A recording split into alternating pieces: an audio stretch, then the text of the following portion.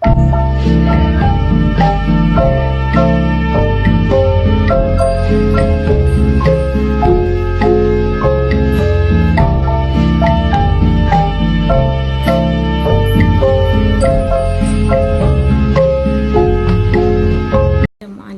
dan salam sejahtera. Nama saya Hazira binti Yusof, nombor matrik 3242003731.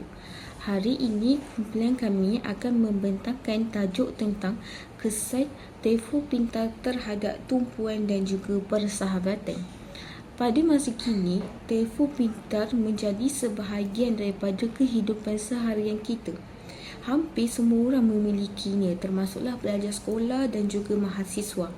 Kita selalu menggunakan telefon pintar untuk melajari video, berkomunikasi, bermain permainan video dan juga dalam pembelajaran.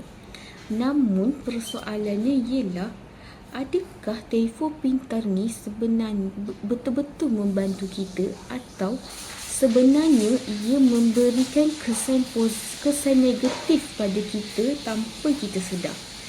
Dalam video ini, kami akan menerangkan tentang kesan negatif dan juga positif menggunakan telefon pintar terhadap tumpuan dan juga hubungan persahabatan. Saya Nur Miftah Najah binti Muhammad Sumadi, nombor matriks 3430711. Tumpuan ini merujuk kepada keupayaan seseorang untuk fokus terhadap suatu tugasan dalam tempoh masa tertentu. Tumpuan sangat penting dalam pembelajaran dan juga pekerjaan kita. Namun, penggunaan telefon pintar yang berlebihan boleh mengurangkan tahap tumpuan kita, contohnya seperti notifikasi yang kerap masuk, menyebabkan kita mudah terganggu apabila sedang belajar. Kita mungkin berhenti untuk membalas mesej ataupun membuka media sosial. Selain itu, kandungan video pendek seperti di TikTok dan Instagram Reels menyebabkan otak kita terbiasa dengan maklumat yang pantas dan juga ringkas. Akibatnya, kita menjadi cepat bosan apabila membaca bahan yang panjang ataupun mendengar penerangan yang lama. Ini menunjukkan bahawa telefon pintar boleh memberi kesan negatif terhadap keupayaan fokus jika kita tidak dikawal dengan baik. Assalamualaikum dan salam sejahtera. Nama saya Nur Fatiliana binti Muhammad Hisham, nombor matrik 3243000211. Walaupun telefon pintar sering dikaitkan dengan gangguan, sebenarnya ia juga memberi kesan positif terhadap tumpuan jika digunakan dengan betul. Pertama, telefon pintar membolehkan kita mengakses maklumat dengan cepat. Jika kita tidak memahami sesuatu topik, kita boleh terus mencari penjelasan tu melalui internet.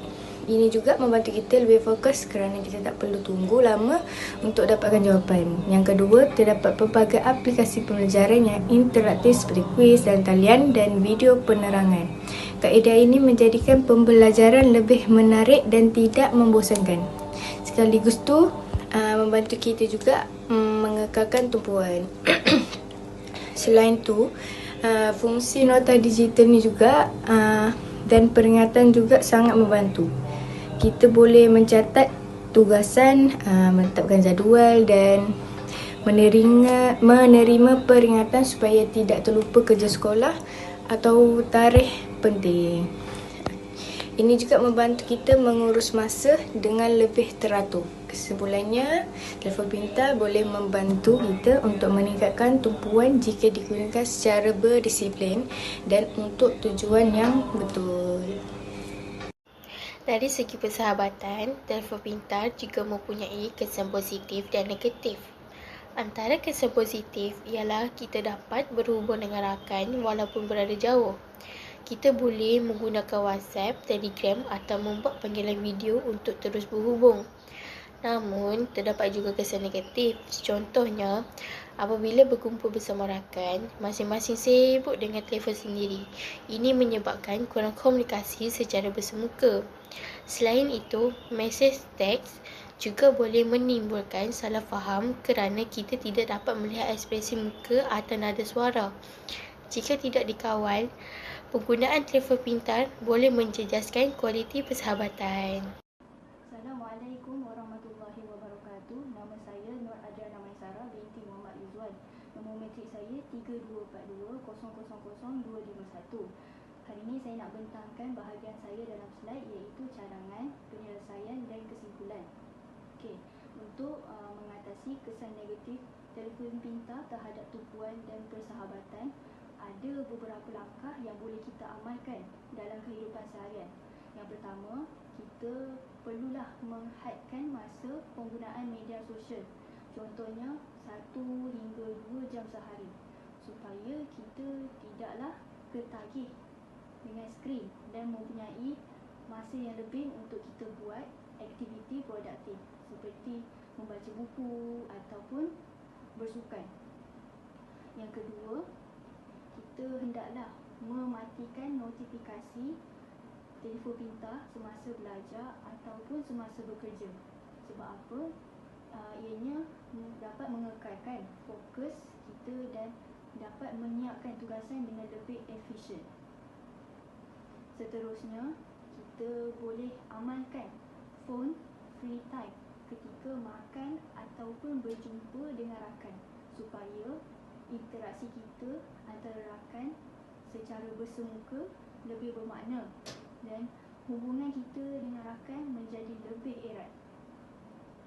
Selain itu, kita mestilah menggunakan telefon pintar untuk tujuan pendidikan, pembelajaran dan pembangunan diri, seperti menonton video pembelajaran, membaca artikel ilmiah ataupun menggunakan aplikasi pengurusan masa. Akhir sekali, kita mestilah juga meningkatkan komunikasi secara langsung kerana ianya lebih berkesan dan membina empati diri, memahami emosi dan mengukuhkan persahabatan berbanding hanya melalui mesej ataupun panggilan video. Sebagai kesimpulan, telefon pintar yang digerakkan oleh teknologi AI memberi kesan yang besar dalam kehidupan moden kita hari ini, khususnya terhadap tahap tumpuan dan kualiti persahabatan kita. Teknologi ini juga sememangnya menawarkan pelbagai kemudahan seperti akses maklumat yang pantas dan komunikasi tanpa batasan jarak. Namun, jika digunakan secara berlebihan dan tanpa kawalan, ianya boleh menjejaskan fokus kita terhadap mengurangkan kualiti interaksi bersemuka. Oleh itu, yang paling penting bukanlah teknologinya, tetapi cara kita menggunakannya. Jika kita bijak mengawal masa dan tujuan penggunaannya, telefon pintar boleh menjadi alat yang membantu perkembangan diri dan hubungan sosial. Akhir kata, teknologi ini sepatutnya membantu manusia untuk berkembang, bukan